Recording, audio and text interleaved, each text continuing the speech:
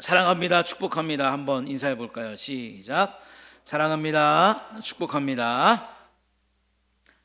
자, 우리 하나님께서 아브라함을 부르셔서 지난주에 내가 친구에게 무엇을 숨기겠는가 라고 말씀하시면서 크게 두 가지를 말씀하셨죠.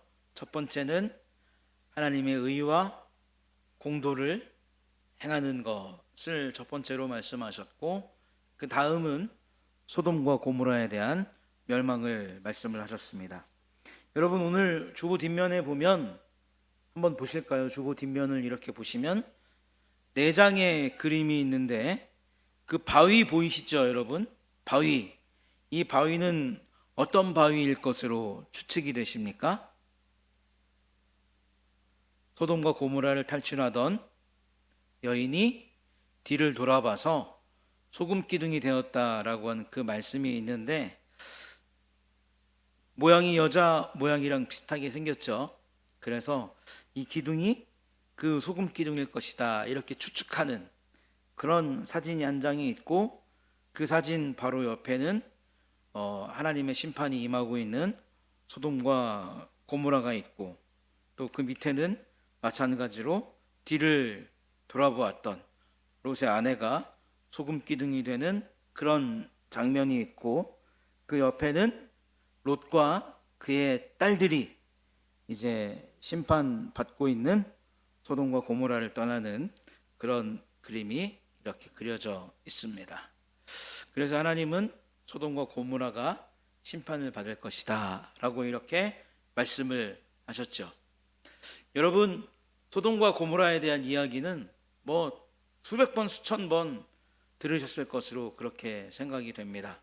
죄가 가득했고 동성애가 있었고, 또 우리가 말씀을 통해서 살펴본 것과 같이, 또 앞으로 살펴볼 것과 같이 윤리적으로 도덕적으로 상당히 타락했던 것이 소돔과 고모라인데, 왜 하나님은 굳이 아브라함에게 이곳을 심판하겠다라고 하는 뜻을 비추셨는지, 먼저 오늘 그것을 한번 말씀을 통해서 우리가 살펴보고, 그 다음에는 정말 하나님께서 그러한 삶 속에서 우리가 어떻게 살아가기를 원하시는지를 한번 살펴보고, 마지막으로 소돔과 고모라의 심판을 통해서 아브라함과 우리가 어떻게 살아야 할 것인가, 또한 우리가 어떤 가치를 가지고 있는 존재들인가라고 하는 것을 살피는 것으로 오늘 말씀을 마무리하려고 합니다. 자, 우리 말씀 듣기 전에 요한복음 15장 15절의 말씀을 함께 보겠습니다. 우리 한번 읽어보겠습니다. 시작. 이제는 너희를 종이라 하지 아니하리니 종은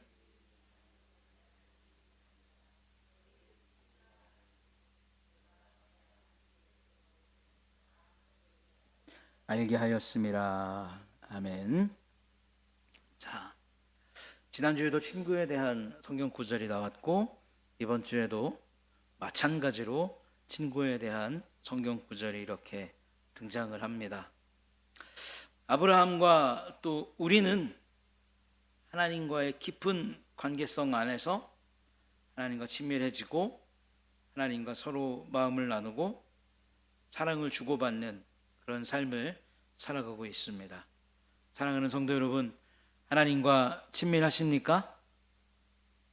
그리고 하나님과 마음을 나누면서 살아가고 계십니까? 하나님의 사랑을 받으면서 살아가고 계십니까? 그 은혜가 저와 여러분들에게 더 풍성해지기를 이 아침에 예수님의 이름으로 축복합니다. 자, 이런 관계성 속에서 아브라함을 택하시고 지금껏 동행하신 이유와 앞으로 동행하실 이유를 지난주에 한 가지 밝히셨는데, 그것이 뭐냐면 여호와의 도를 지키고 의와 공도를 행하게 하려는 것에 있었다라고 하는 것을 하나님께서 아브라함에게 말씀하셨습니다. 아브라함은 미처 여기까지는 생각하지 못했죠. 아브라함은 미처 여기까지는 깨닫지 못했습니다. 자신을 향한 하나님의 사랑과 애정이 이렇게 컸다는 것을 이 말을 듣기 전까지는 확고하게 깨닫지 못했다는 것이죠. 요한복음 15장은 그리스도와의 연합을 통해서 열매 맺는 삶을 살아야 한다, 이렇게 이야기합니다. 그 열매 맺는 삶은 어떻게 가능하냐면 우리가 누구 안에 거할 때? 예수님 안에 거할 때, 또 예수님이 누구 안에 거할 때? 우리 안에 거할 때, 주께서 참 포도나무 되심을 우리가 인정할 때 열매 맺는 삶이 가능하다, 이렇게 이야기하고 있습니다. 그리고 그 말씀의 끝에 종이 친구가 되고 서로의 생각과 마음을 공유하고 소통하고 그리스도의 말씀을 통해서 하나님의 깊은 뜻을 분명히 이해하고 가르침을 삶 속에서 실천하고 또 세상 속에서 주의 사랑을 실천하는 삶에 대한 이야기를 요한복음은 우리에게 말하고 있습니다. 이것이 하나님의 말씀과 뜻과 계획이 담긴 성경이 우리에게 주어진 이유다라고 할 수가 있겠죠. 말씀을 펴면, 우리가 성경 말씀을 펴면 그 말씀을 통해서 하나님은 끊이지 않고 우리에게 대화를 시도하십니다. 그리고 우리가 성경 말씀을 펴면 이 말씀을 통해서 하나님은 우리와 끊임없이 소통하시고 우리에게 애정을 건네시고 사랑의 눈빛으로 하나님은 저와 여러분들을 바라보고 계십니다. 아주 작고 작은 우리가 말씀을 통해서 하나님을 만나는 거죠. 그리고 그 안에서 아버지와 소통하고 아버지의 뜻을 알아갑니다. 우리는 종으로 부름을 받은 것이 아니라 친구로 부름을 받은 아주 영광스러운 존재다라고 하는 것을 정말 하나님께서 친구 삼아 주신 정말 귀한 존재다라고 하는 것을 하나님은 아브라함에게 또 저와 여러분들에게 지난주에도 이번 주에도 말씀하고 계십니다. 사랑하는 성도 여러분, 우리가 하나님과 친구가 되어서 이 땅을 살아가는 줄로 믿습니다. 그래서 하나님은 친구된 우리들에게 좋은 것을 주시고 기쁨도 주시고 즐거움도 주시지만 그 안에서 하나님의 의와 공도를 행하기를 바라는 그런 마음을 가지고 계신다라고 하는 것을 우리가 늘 마음속에 새기고 살아갈 수 있기를 축복합니다. 자, 우리 여호수아서 10장 12절의 말씀 한번 읽어보겠습니다. 시작.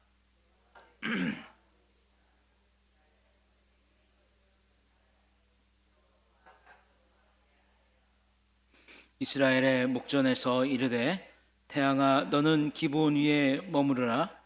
달아 너도 아얄론 골짜기에서 그리할지어다 하매. 아멘.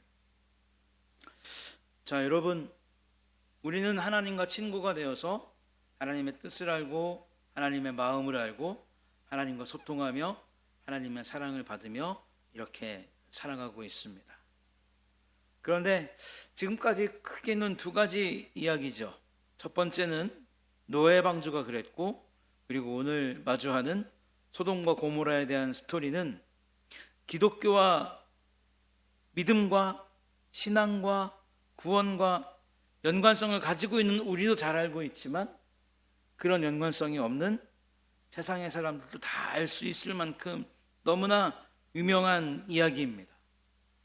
그래서 이런 그림들도 참 많이 남겨져 있는 것이 노아의 방주나 또 소돔과 고모라의 심판에 대한 스토리의 그림들입니다. 왜 유명할지, 왜 믿지 않는 사람들도 이 스토리를 다 알고 있는지 가만히 생각을 해보면 이 심판이 불러온 파장, 이 심판이 불러온 결과, 이것들이 사람의 심령을 크게 흔들어 놓았기 때문에 그래요. 어떻게 흔들어 놓았다고요? 크게 흔들어 놓았기 때문에 그렇다라고 하는 것입니다.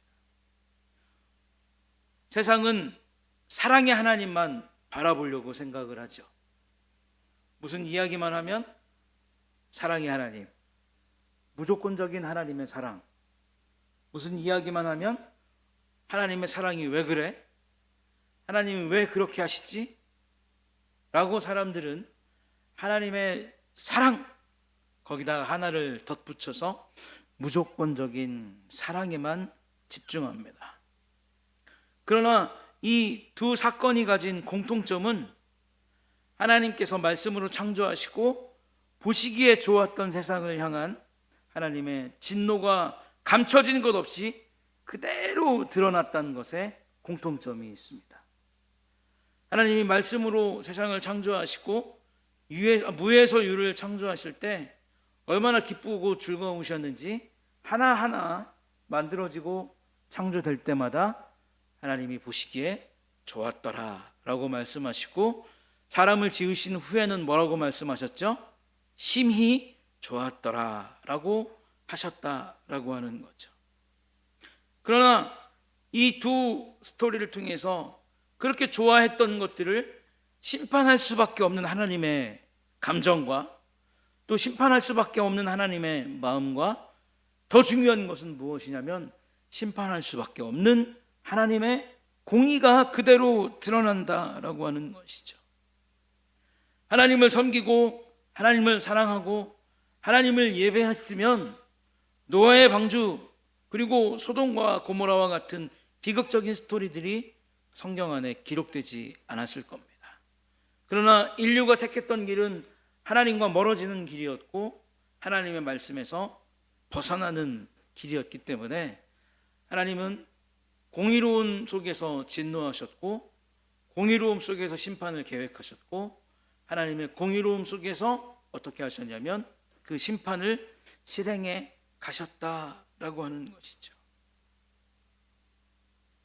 그러면서 인간의 무의식 속에 하나님을 떠난 삶이 얼마나 불안하고 두려운 삶인가를 온 세상 사람들이 다 알고 있는 노아의 방주와 소돔과 고모라에 대한 스토리를 통해서 우리에게 깨닫게 하십니다. 여러분, 죄는 그 가지고 있는 습성이 참 묘해서요, 한번 빠지면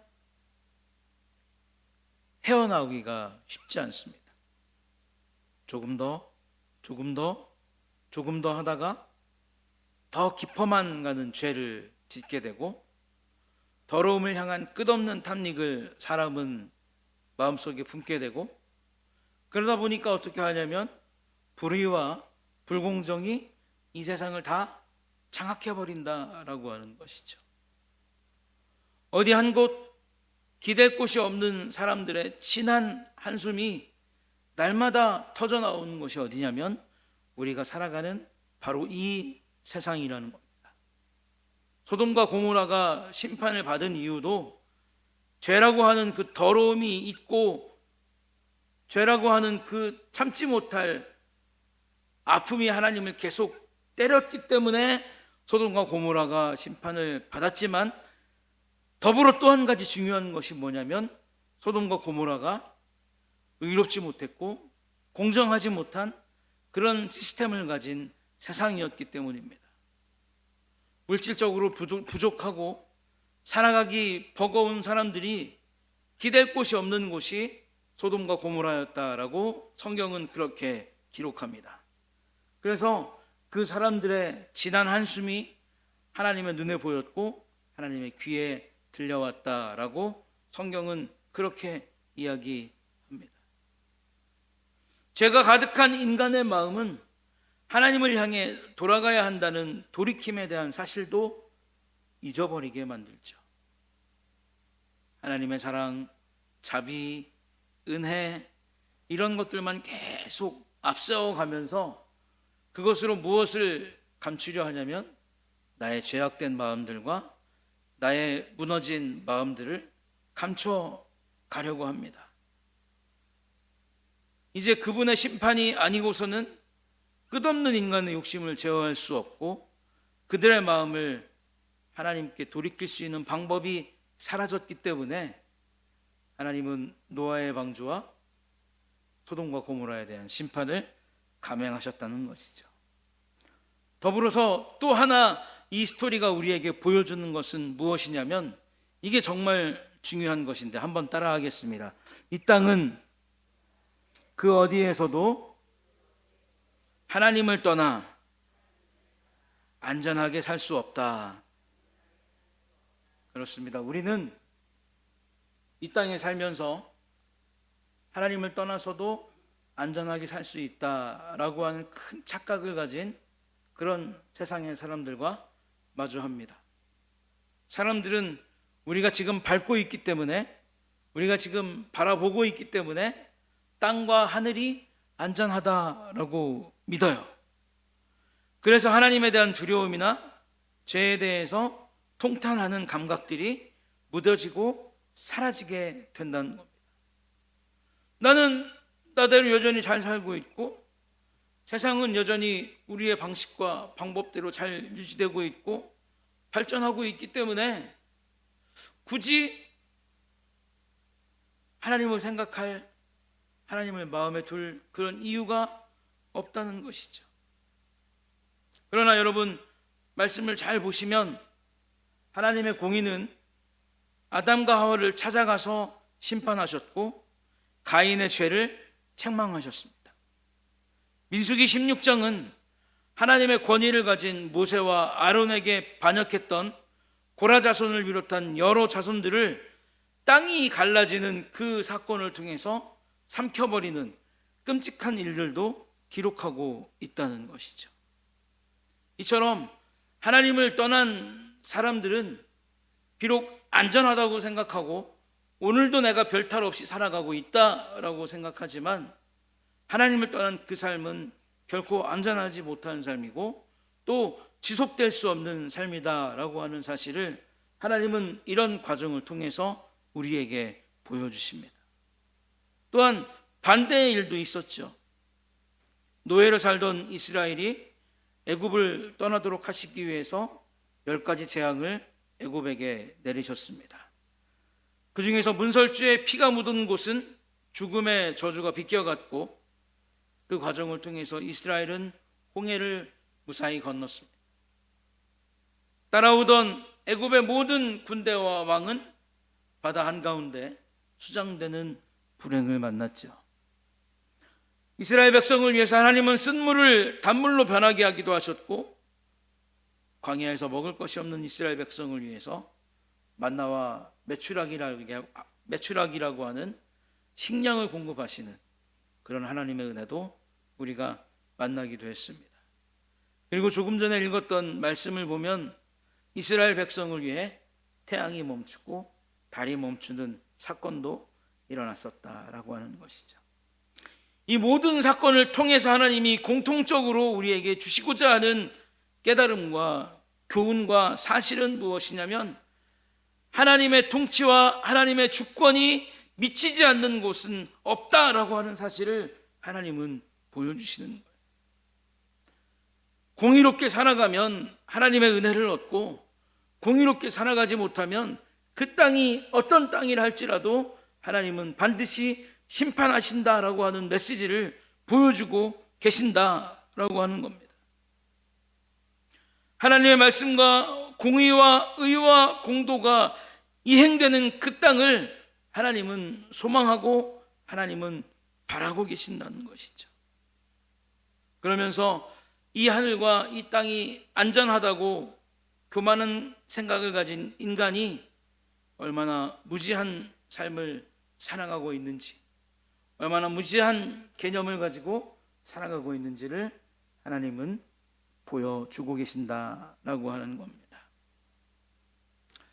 자, 그러니까 하나님은 이 소돔과 고모라의 심판을 통해서 우리는 하나님의 친구이기 때문에 하나님의 의와 공도를 행해야 한다라는 것을 첫 번째로 가르쳐 주셨고, 두 번째로 우리는 하나님의 친구이기 때문에 의와 공도를 행하면 하나님의 은혜와 사랑을 얻을 수 있는 그런 삶을 살아가는데, 그 사랑과 은혜는 우리가 어디에 가든지, 우리가 어느 곳에 있든지 하나님의 절대적인 주권 속에서 우리의 삶의 은혜와 영향을 행사하신다라고 하는 사실을 두 가지 말씀을 통해서 알게 되었습니다. 자, 그리고 소돔과 고모라의 심판으로 우리와 아브라함이 알아야 될 사실이 있어요. 이것이 무엇이냐면 이제 닥치게 될 소돔과 고모라의 심판은 자연적으로 일어난 일이 아니다. 하나님의 뜻에 따라서 진행되는 일이다라고 하는 것을 아브라함에게 가르치십니다. 그러니까 이 사건은 하나님의 작정에 따라, 하나님의 공의에 따라 일어난 일이다라고 하는 것을 하나님은 말씀하고 계시죠. 여러분, 이와 비슷한 사례들이 말씀 안에 여러 번 등장합니다. 하나님이 미디안과 전쟁을 하도록 기드온에게 사람을 붙여주셨는데 몇 명만 남기고 다 집에 돌아가도록 하셨죠? 300명만 남기고 다 돌아가도록 하셨습니다. 왜 돌아가게 하셨는가? 미디안을 이긴 것이 기드온과 이스라엘의 힘이 있어서가 아니라 누구의 뜻이라는 것을 보여주시기 위해서 300명만 남기셨죠. 이것이 하나님의 뜻이고 하나님의 싸우심의 결과라고 하는 것을 알게 하도록 하시기 위해서 300명만 남기셨다는 겁니다. 또 마태복음 26장 13절을 보면 예수님의 머리에 향유를 부은 여인이 등장을 하는데 26장 13절에 뭐라고 쓰여 있냐면 복음이 전파되는 곳에 이 여인이 한 일도 말해지면서 그를 기억하리라, 이렇게 이야기하고 있습니다. 우리는 하나님을 외면하고 그리스도를 사랑했을 때 얻게 되는 극명한 차이들을 말씀을 통해서 기억할 필요가 있고 알아야 될 필요가 있다라는 것을 깨닫게 된다는 것이죠. 즉 하나님과 함께하면 은혜가 있고 하나님을 멀리하면 은혜가 사라진다라고 하는 사실을 하나님은 이 소돔과 고모라의 심판을 통해서 하나님이 행하시는 일들을 통해서 아브라함에게 또 우리에게 가르쳐 주기를 원하고 계신다는 겁니다. 또한 하나님께서 소돔과 고모라의 심판을 아브라함에게 가르쳐 주신 두 번째 이유는 뭐냐면 의와 공도와 도를 지키고 행하는 것이 아브라함에게만 해당되는 것이 아니라 그의 후손들에게 영원히 해당되는 일이라는 것을 이 사건을 통해서 하나님은 말씀하고 싶으셨던 거예요. 하나님의 자비가 얼마나 크신지, 얼마나 오래 참으시는지, 그러나 하나님의 심판이 얼마나 위험하고 두려운 것인지, 또 반드시 일어나는 것이 하나님의 심판이다라고 하는 것을 가르치시려고 소돔과 고모라의 멸망을 아브라함에게 말씀하셨고 아브라함에게 먼저 통보하셨다는 것이죠. 그러면서 아브라함, 너만 하나님의 의와 공도와 진리를 행하면서 살 것이 아니라 정말 이 모든 광경들을 다 목격하고 이 모든 말들을 다 듣고 이것을 누구에게 가르쳐 주라는 겁니까? 하늘의 별과 같이 많아질 너희 후손들에게도 가르쳐서 너희의 후손들이 나와 같이 동행하고 너희의 후손들이 나와 같이 먹고 너희의 후손들이 나와 같이 마시면서 의와 공도와 진리를 행할 때 심판에서 멀어질 것이고 하나님의 사랑을 받게 될 것이고 보호하심 속에서 돌보심 속에서 그렇게 살아갈 수 있을 것이다 라고 하는 것을 하나님은 아브라함과 그 후손들에게 가르쳐 주시기 위해서 소돔과 고모라에 대한 심판을 미리 통보하셨고 실제로 아브라함이 그 소돔과 고모라에 대한 심판을 목격할 수 있도록 경험할 수 있도록 이렇게 하셨다라고 하는 것입니다. 여러분, 우리에게 왜 하나님께서 성경이라고 하는 이 하나님의 말씀을 남겨주셨습니까? 앞에서 말씀드렸던 것처럼 성경을 펴면 하나님은 우리와 소통하시고 대화하시고 사랑을 나누시는 장치가 성경입니다. 그리고 또 한 가지 하나님께서 우리에게 성경을 남겨주신 이유는 뭐냐면 이 성경을 통해서 의와 공도를 행하는 것이 우리에게서 끝나지 않고 어디까지 흘러가야 된다? 우리의 후손들에게까지 흘러가야 된다라고 하는 것을 하나님은 가르쳐 주시기 위해서 성경을 기록해 주셨다라고 하는 일입니다. 자, 여러분, 그런데 여기에서 아브라함이 마치 하나님과 어떤 거래를 하는 듯한 그런 모습을 우리에게 보여주지요. 26절에 보면 여호와께서 이르시되 내가 만일 소돔 성읍 가운데서 의인 50명을 찾으면 그들을 위하여 온 지역을 용서하겠다, 이런 대답이 나옵니다. 그러니까 아브라함이 하나님 50명의 의인이 있으면 그것을 용서하실 겁니까? 라고 이렇게 물어보니까 용서하겠다. 그 다음에 몇 명을 말합니까? 45명을 말하고, 그 다음에 쭉 가서 몇 명에서 끝납니까? 10명에서 끝나는 것을 볼 수가 있죠. 여기에서 여러분들 저를 보십시오. 여기에서 왜 아브라함이 의인에 대한 이야기를 계속 반복하냐면 그만큼 의인에 대한 가치가 빛나는 가치이고 아름다운 가치이되, 어떤 가치냐?